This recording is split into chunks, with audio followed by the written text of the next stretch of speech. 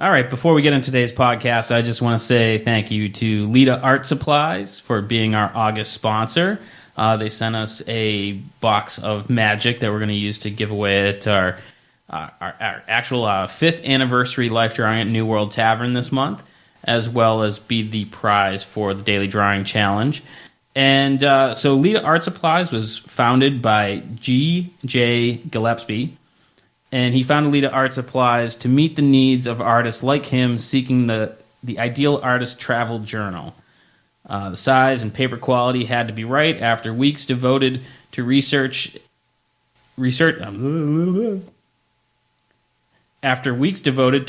stationery supplies, he found the best manufacturers to produce his dream sketchbook. And they sent us a bunch of them, and they're pretty sweet. And they also sent us some mechanical pencils. So if you're interested in seeing what Inebri-Art Supplies has to offer, go to ledaartsupplies.com. That's LEDA artsupplies.com. And thanks again to our sponsor this month.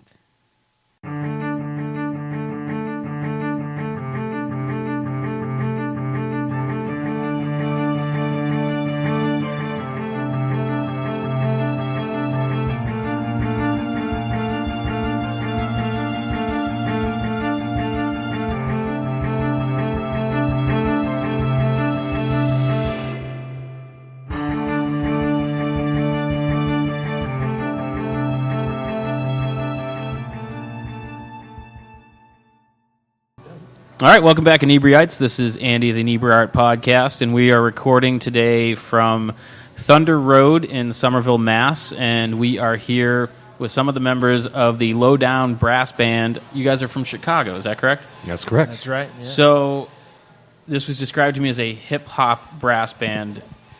Is that accurate, and how does one decide to make a hip-hop brass band? That does not seem like something that I mean, is a natural fit. It's relatively accurate. We've been a band for 15 years. It's our 15-year anniversary. Oh, wow. Congratulations. Thank you. And it started out kind of out of the New Orleans second line, pretty standard model as far as like that kind of street beat jazz.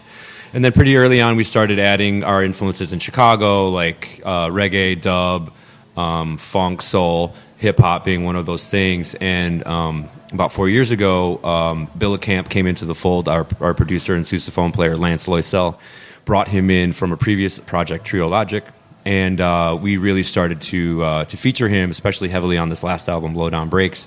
So, it's super hip-hop forward, features a lot of MCs and guest artists. So at this point, I mean, it's kind of a hip-hop brass band, but we don't like to, stay in a mold for very long. Right, so it evolves, and we change. I feel like this day and age, you try to ask people to describe music, and they're like, well, we're a little bit of this, a little bit of that, and like no one wants to kind of like really put a specific label on things. Genre bending, for sure. I just had visions of like, and don't take this the wrong way, because I was a high school band nerd, getting together and being like, hey, let's do this. Were you all like high school band people?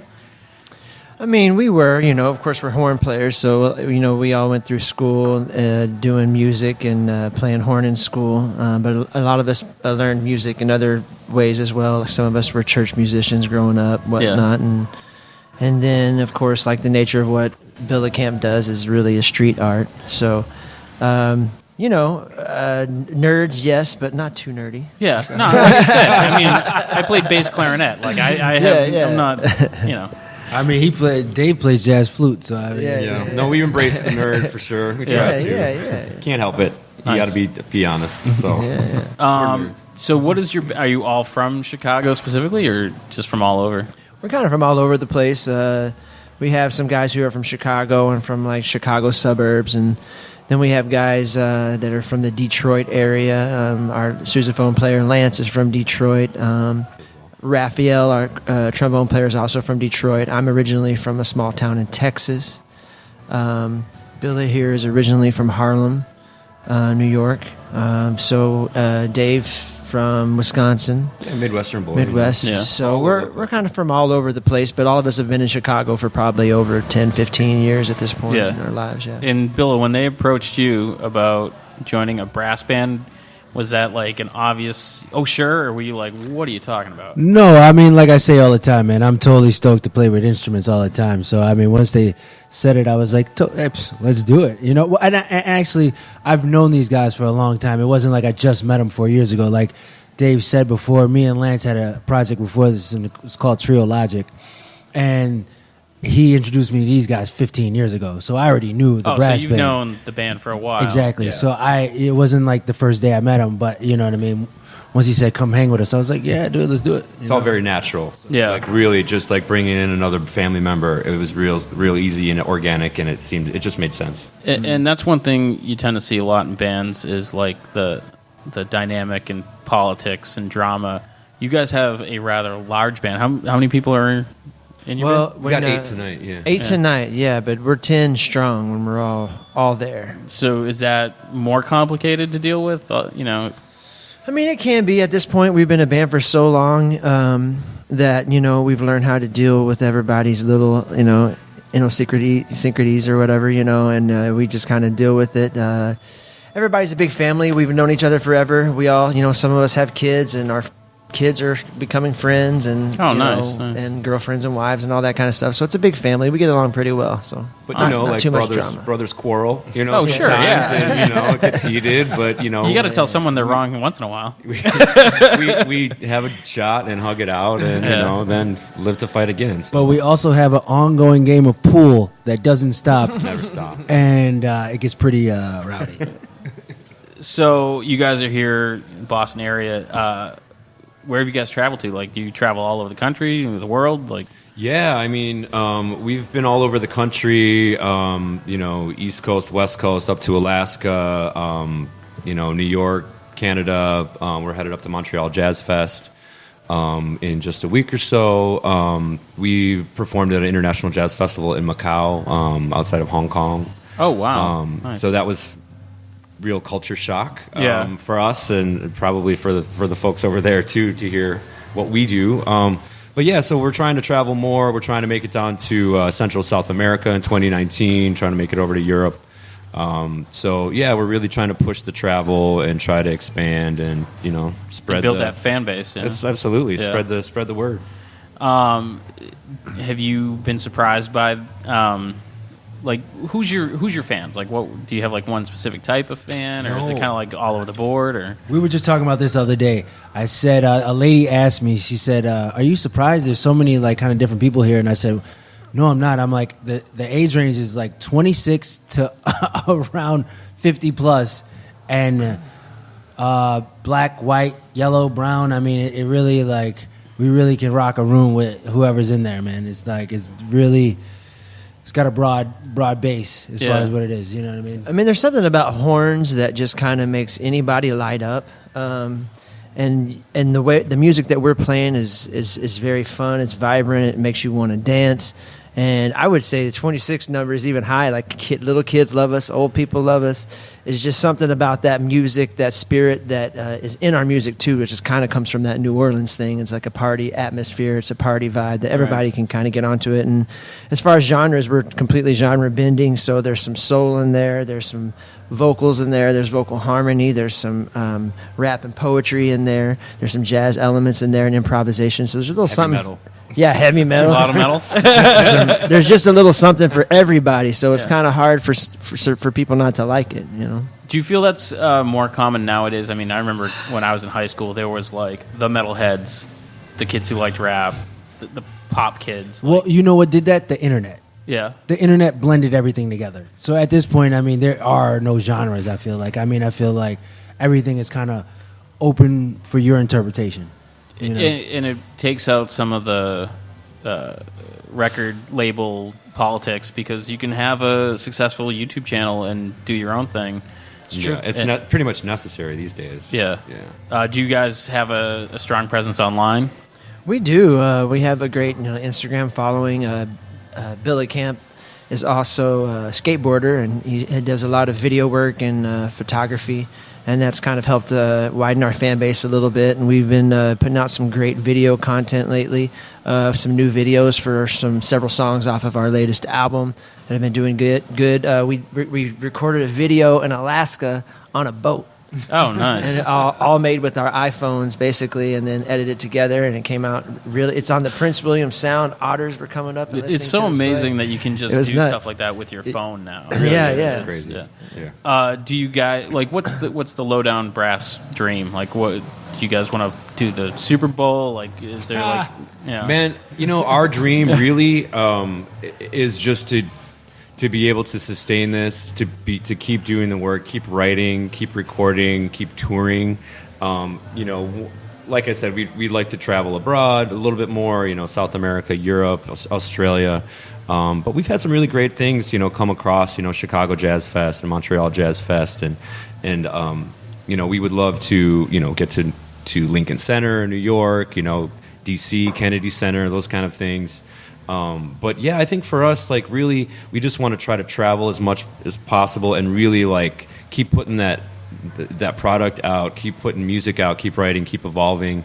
And that's what really keeps us going, is that drive and that spirit and that, like, kind of like collective joy that we get out of this endeavor. Because it's like, like we were saying, it's 15 years in, and the junior member at this point is Billa, who's been in for 4 years, and beyond that it's like 8 or 9 years. So it's like everyone's really bought in, and it's become an organization, it's a family. So like as long as we can keep raising the bar little bit by little bit, growing the pie, keep traveling, and as long as it's fun and fulfilling for us, the rest will work itself out. So right. There's no like ultimate goal of like Lollapalooza. Once we hit Lollapalooza, we made it. You know? So it's always totally, like keep working, keep trying to strive for excellence and creativity and integrity, honesty, and hope people like it, man. So.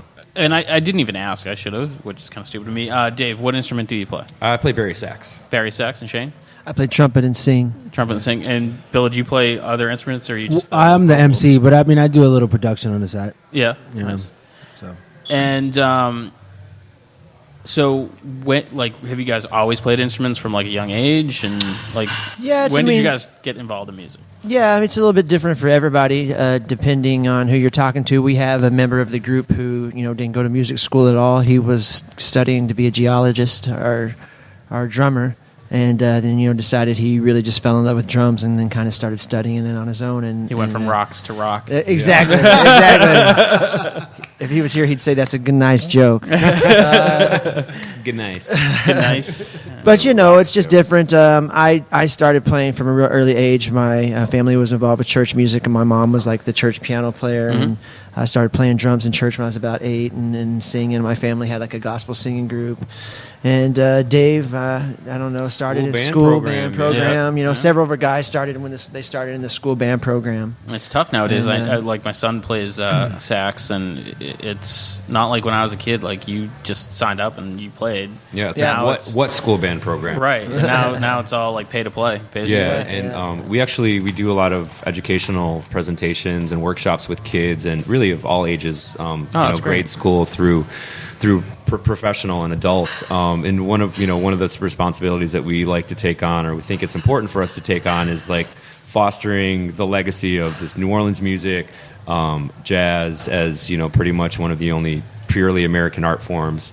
And we find it's really important because of the way that funding in schools is, and slashing budgets, and there's all the band programs. A lot of them are just going by the wayside. So we feel like we have a responsibility to help propagate, jazz music, and inform and help get people excited about this music, so they can continue it on their own. And it was such like a huge part of our history, like starting in the South and expanding from there. And it's the cradle. Of music. Exactly. That's kind of Western one of music.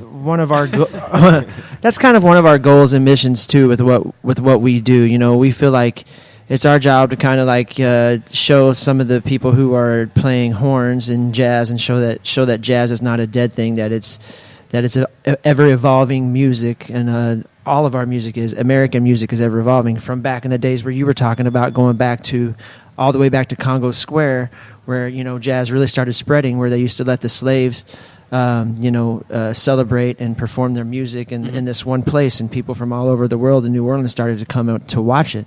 And our music for the brass band is kind of similar to the way music progressed in the United States. It kind of started down in New Orleans with that jazz thing, and then sort of turned in, had that blues thing and gospel thing in it, and then slowly turned into rock and roll, and slowly turned into hip hop and everything. There's that common ancestor that goes back to that collaboration between basically from African slavery and kind of mixing it all together down in New Orleans.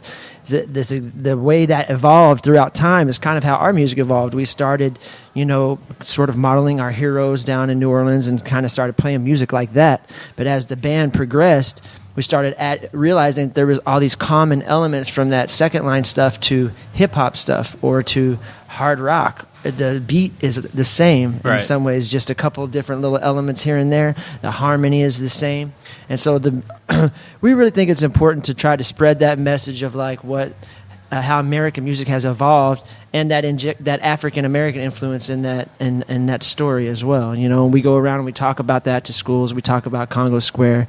We talk about second line and the history of that tradition down in New Orleans and how it's evolved into hip hop. Hip hop is just modern day jazz, really. Yeah. When jazz came out, it was the popular music at the time, and everybody was like, this is devil music. People, this is not music. It's the same. It's the same thing. People using what they had around them to make art. That's the history of humanity. That's what we do. So you guys are definitely rooted in your history.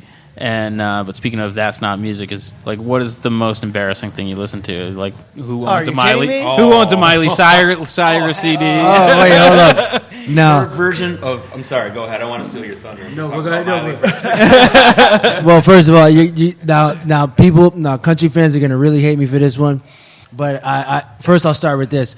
I listen to a little Florida Georgia Line sometimes, but then I also love Miley Cyrus's version of Jolene. Don't be mad at me. Really good. Yeah, really but it's there's a couple of different versions. There was a version when she was younger that's not as good, but then there's the version from her Unplugged MTV. Oh, that version is golden. Yeah, we love Dolly. Yeah, love Dolly. I actually brought her up, but I saw her do a cover of, I think it was Lucy in the Sky with Diamonds with Flaming Lips, and it was great. Yeah, Totally. But hey, I've been to a Yanni concert, so I can't. Guilty pleasures. Yeah. I don't even know. Go ahead. So you guys mentioned that some of the band has kids. Do you guys yourself have kids, or are they kind of following your footsteps? Do you see like them having creative tendencies, art and music and whatnot?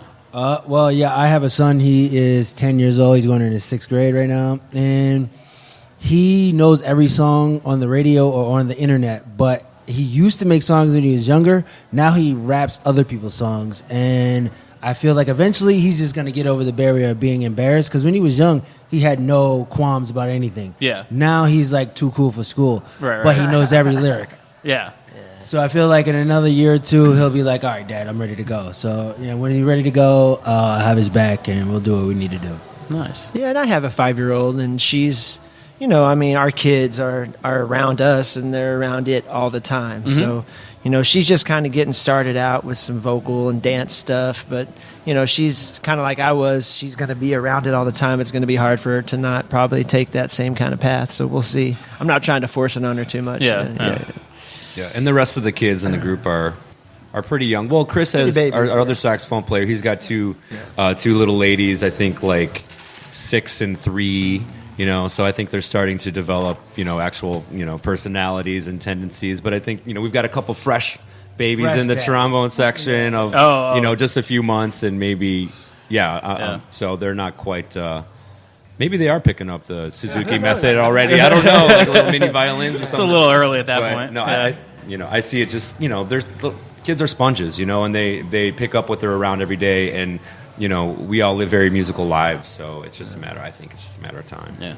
And so you've been doing this 15 years. Did you ever dream that you'd be at it this long? Did you ever have that imposter syndrome where you're like, what am I? Do these people really believe that I'm, Of course, I think any artist, like when you go out and take a chance doing any kind of thing, whether it's making music or painting or doing poetry or whatever, you always sort of have that little bit of insecurity that's like, should I be doing this? Do people think I'm real? What's going on? Blah, blah, blah. We all have elements of that always, but I never imagined that this band, would have been, especially when we first started, that we would have been going this long and have like got to do the things that we've got to do and see the places that we've got to see through music, and also kind of like the family bond that it's built. I would have never imagined. A lot of us have been in bands that lasted, a couple years and then kind of fizzled out because somebody moved or whatever happens when bands break up, but. This band is always kind of just like kept close and kept it about having fun. And if somebody couldn't be there, well, hey, we loved having you. We're bringing on the next guy. So trying to keep it alive. Did you guys all travel in like one big bus, like van? It's van, Andy. Van? Yeah.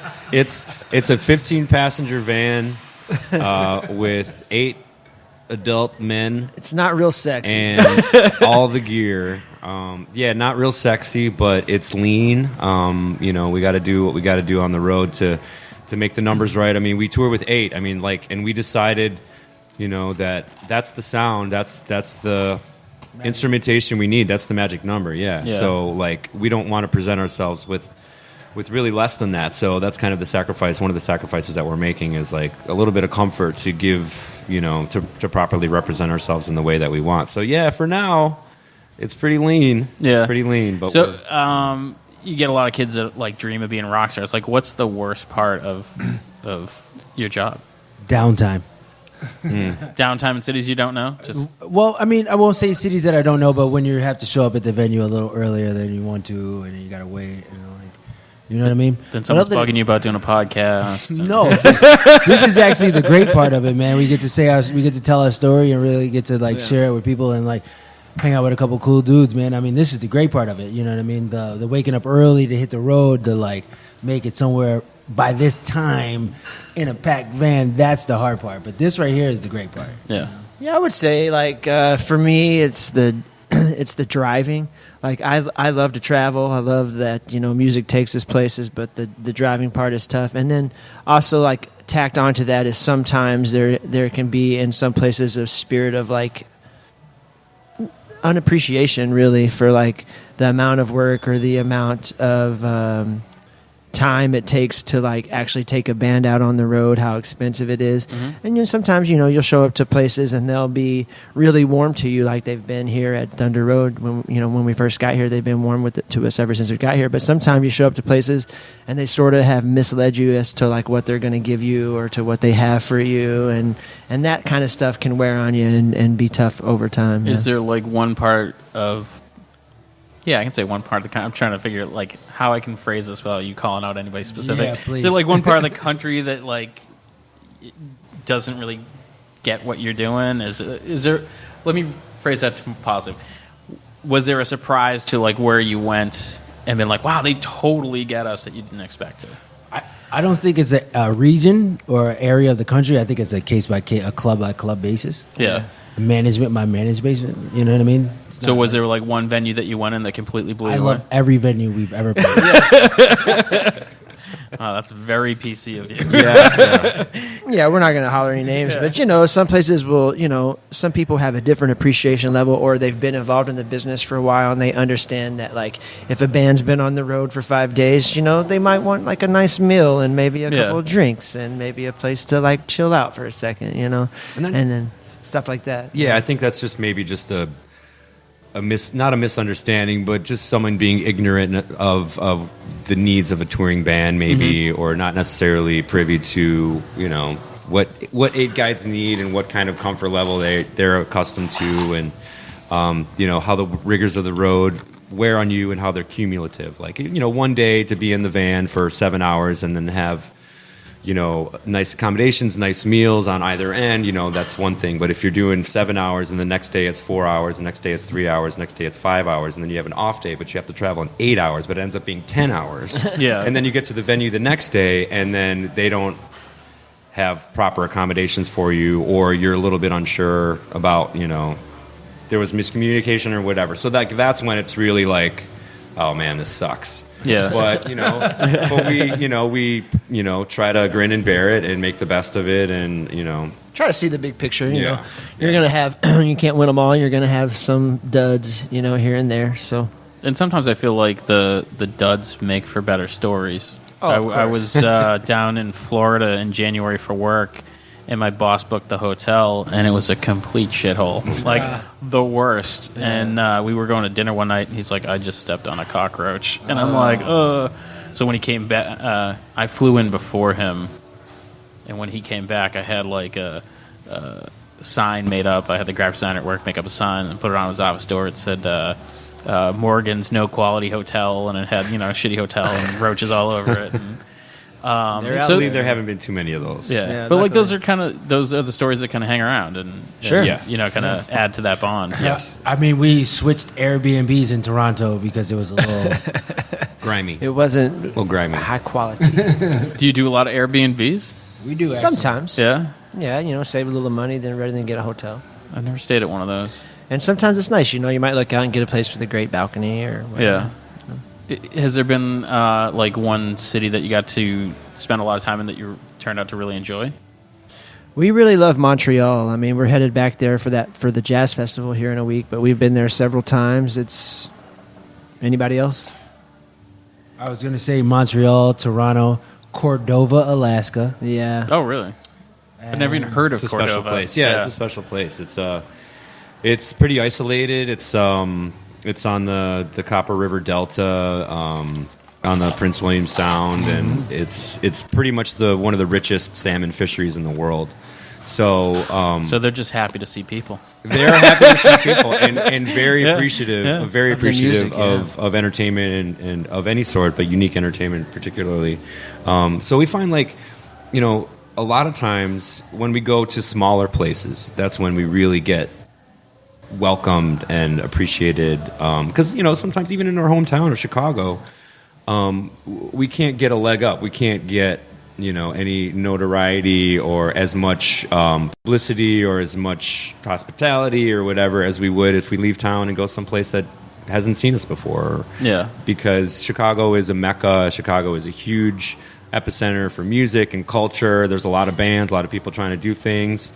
And it's just a bigger, it's a bigger pond, a lot more fish in it, And so, I feel like one of the most difficult things that we've had to do is make it in our own hometown.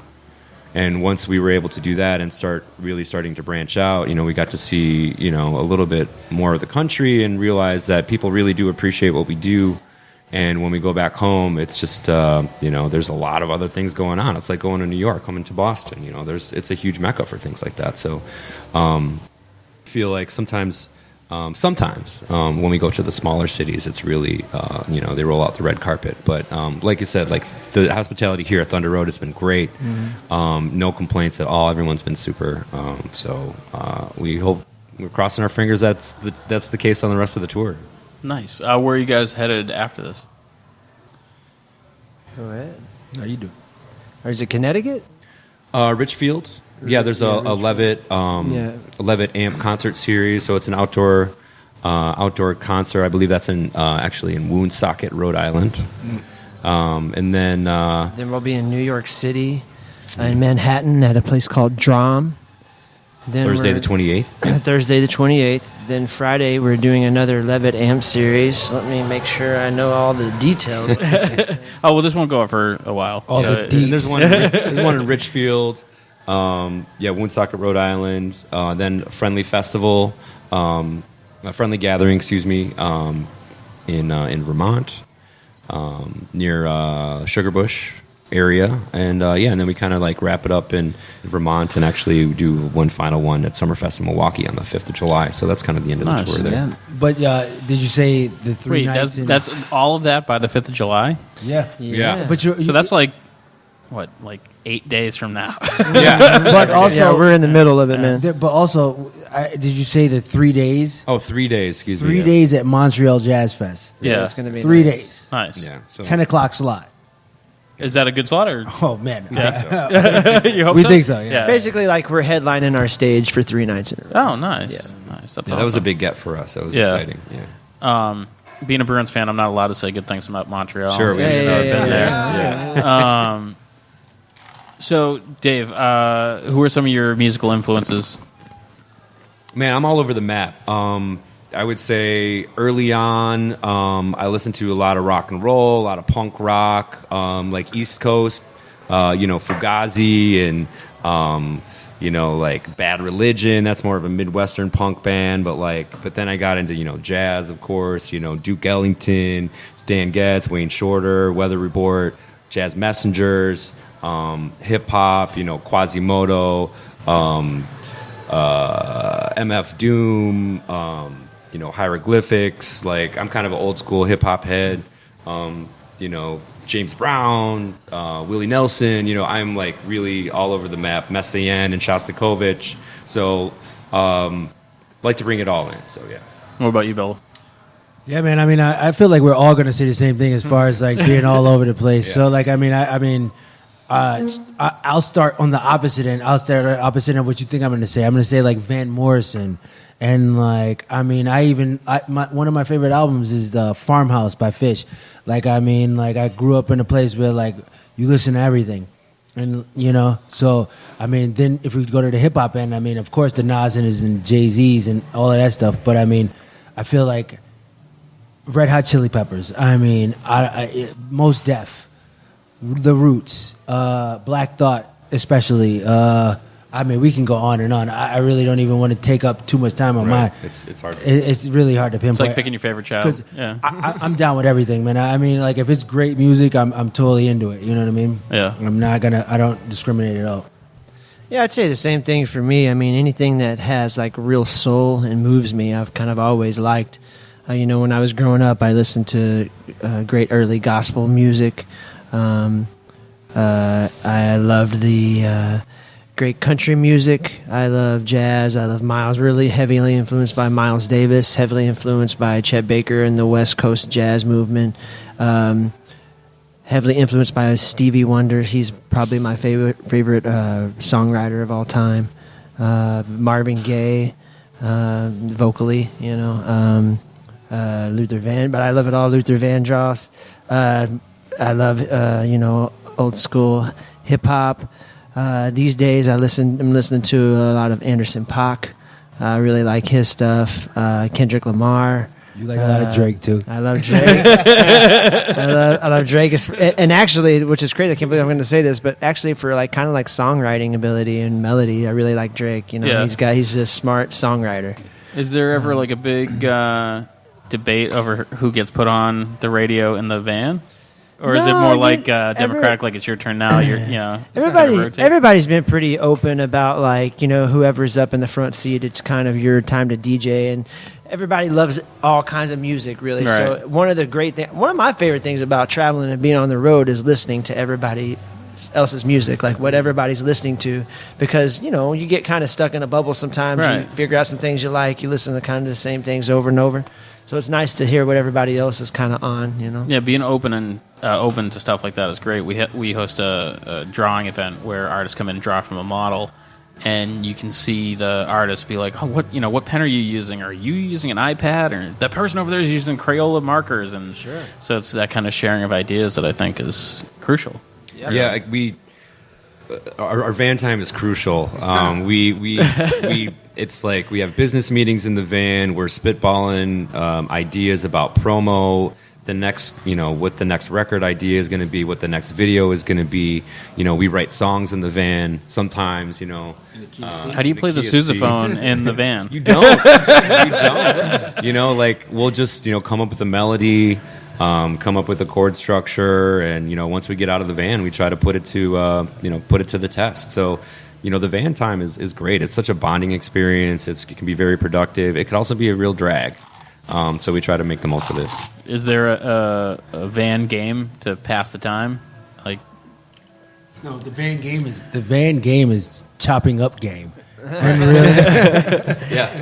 Yeah. Like, what's the next thing? That's the game. Yeah. We're just always kind of bullshitting and talking and taking little shots at one another and joking around and because I do love road trips, but sometimes they get very we just went to DC back in November, and It's like a 8-10 hour ride, and it's fun for the first 4 hours, and then you're like, all right, I have nothing else to say to you. Yeah. Well, I mean, I feel like if you once you like kind of get into the groove of kind of doing it a lot, you understand like what kind of conversations you're gonna have. Do you need a ton of music? Do you need things to distract you from each other?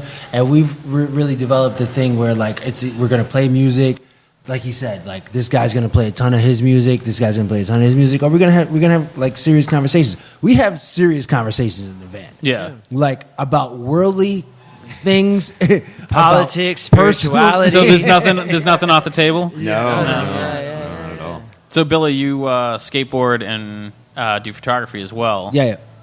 Did you skateboard professionally? No, I mean I just like around the city. I mean I've been in a couple of squads and we've made a couple videos. We took skating serious, but nothing, no sponsors that were ever super serious. But we definitely took our skills serious. Yeah, you know what I mean. So it wasn't like, I was on Vans or anything. I had a couple buddies on an old company called Decline. But, I mean, nothing too serious, nothing too crazy. But we definitely always took it super serious and always came from the heart. And I love skateboarding till this day. I still watch skate videos. I still try to keep up on everything skateboarding. I watch when they fall down. Well, I mean, that's entertaining. Yeah. What about you other guys? What do you do in your spare time?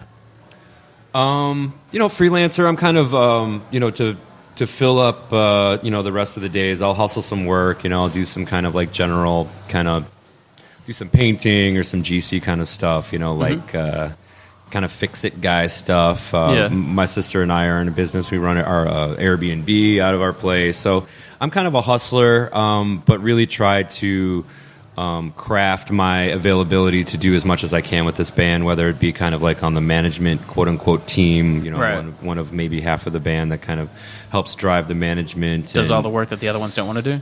Yeah, some of that stuff. You're basically looking at the table of guys who do all the work that nobody else wants to do.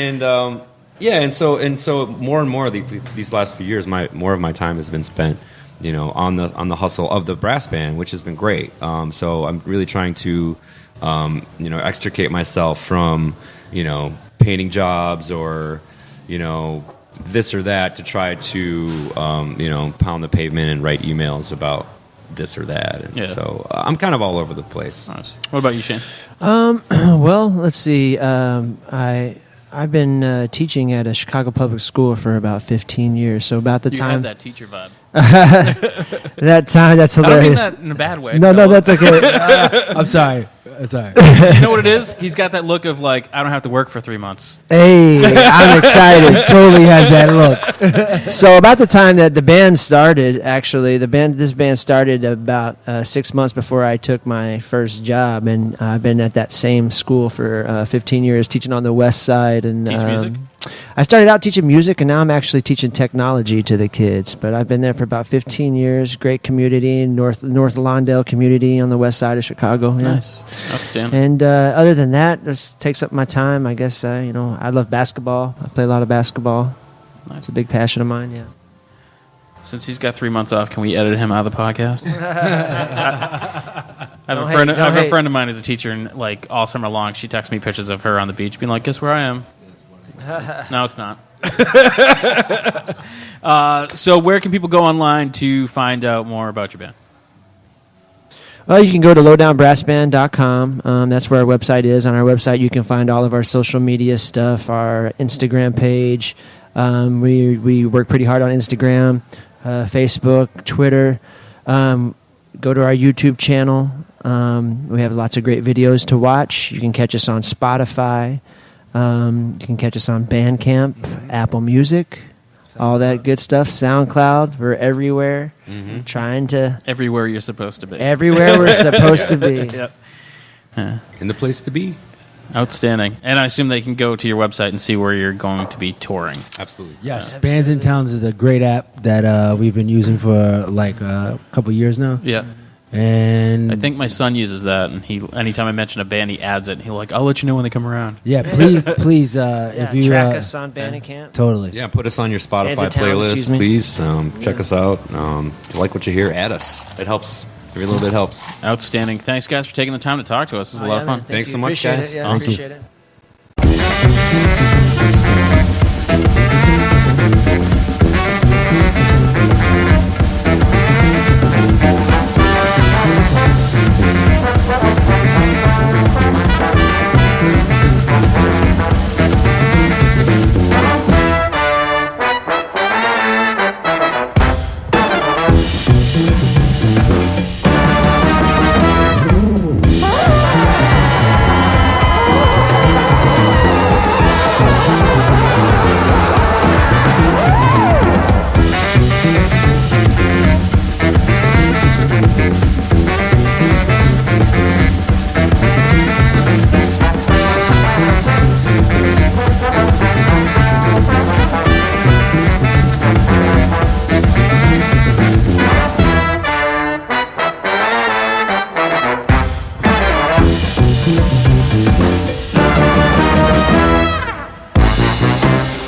is how it is, because it's all relative. This is how it is, because it's all relative. This is how it is, because it's all relative. We rock so hard it's a crime. You know, at first it seemed so tricky. Had my lessons adding up. Everything we on the night with highlight what we did discuss. On this evening we'll give credence. Ain't concerned with certain things. Certain things ain't worth the pain. It ain't worth my time. It's all in vain. Let's go get a pocket full of let's go spend. Me, I'm not impressed with the next dope shit. So if I got a reason just to flex, hold on. We ain't too far from the next dope fit. Limitations ain't written in the rules. I don't listen to defeat, I listen to the blues. Play the album, this is the outcome. The next born free, in relation relative to what the next gon' be. This is how it is, because it's all relative. We rock so hard it's a crime. Let's bring it back to the second line.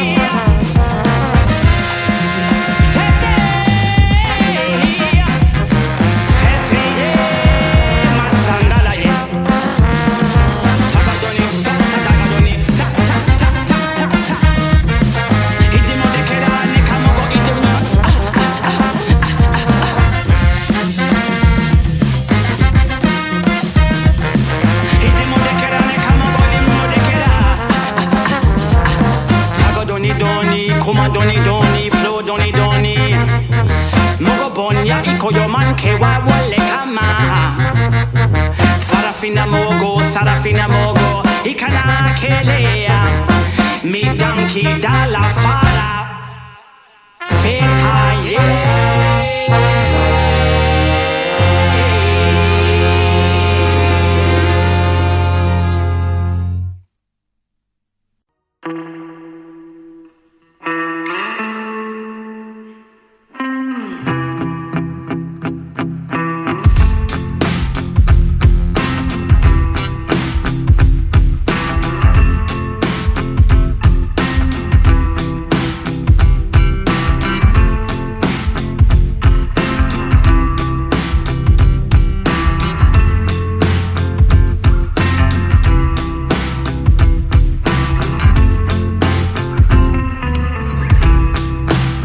Fat got it wrapped in, switched the way I rap. Matter of fact, the way the track's been. Fact is, maxin', looking for the top shelf. Perhaps I could get there and back and not be trapped in. I'm doing backflips, especially when the track hits. Never knew he's that sick, like damn, I see he practice.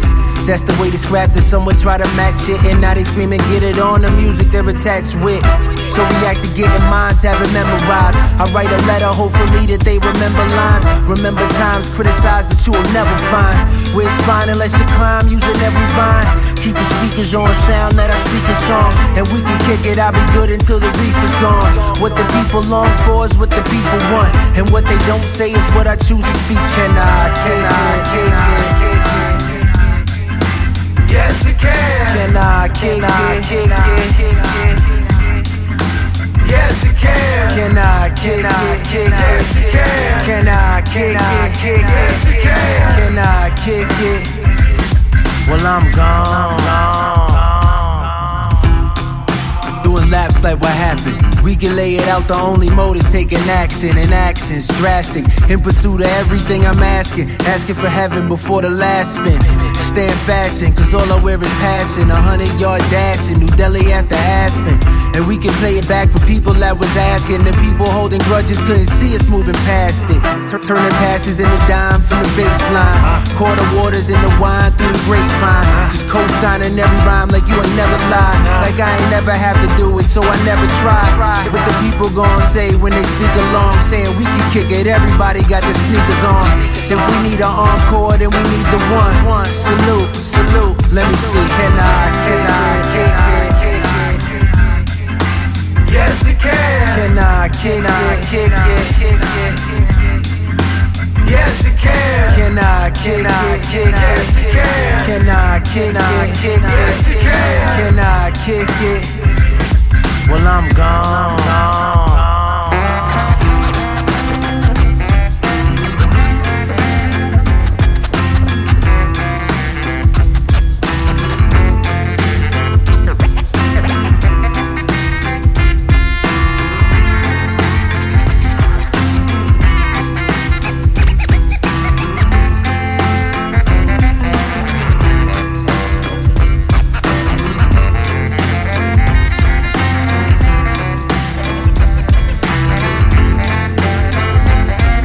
Can I kick it? Yes, you can. Can I kick it? Yes, you can. Can I kick it? Yes, you can. Can I kick it? Yes, you can. Can I kick it? Well, I'm gone.